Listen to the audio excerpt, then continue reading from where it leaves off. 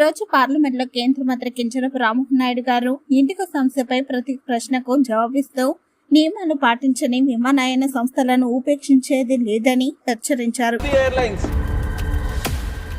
We will take very strict action so that we set an example in the industry. 1st November 2025, there have been new FDTL guidelines into place.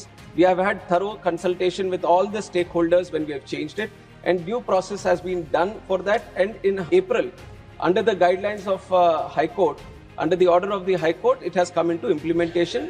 There were 22 FDTL guidelines, 15 of them from 1st of July and 7 of them from 1st of November. There was no problem from what was happening in 1st of July, and there were some variations that were required by the airlines for the guidelines which were proposed from 1st of November.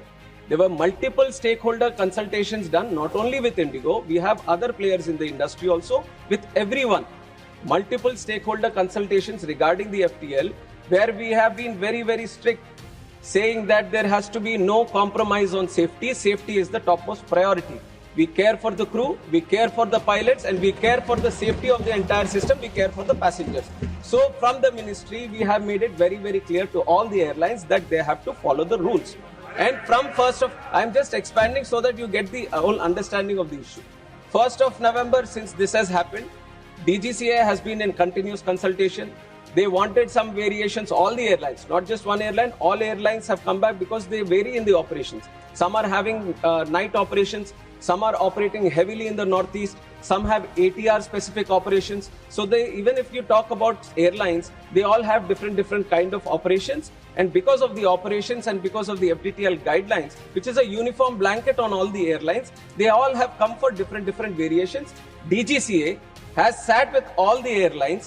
Wherever there was no compromise on the safety, after thorough consultation and after thorough safety risk assessment, necessary variations, necessary exemptions have been given beforehand itself. And on 1st of December also, this was on 1st of November. Honorable member has also observed we are talking about December 3rd, after 1 month. So there was 1 full month of operations in the new FDTL also. Why I am mentioning this point, even though we are saying because of the FDTL this situation has arisen, there have been lot of internal complications. This is a day-to-day operations thing that the Indigo should have maintained.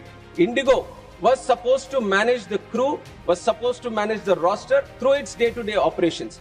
We are there to check if the FDTL is properly implemented or not, and there has been no compromise on that side. And for 1 thorough full month we have been observing. On 1st of December we had a meeting with Indigo on FDTL itself. When they required some clarifications, we have given the clarifications also with that idea, and they have not flagged this issue. So everything was running normal till then. Suddenly we have observed this on 3rd. Immediately when this was observed, the ministry came into the picture.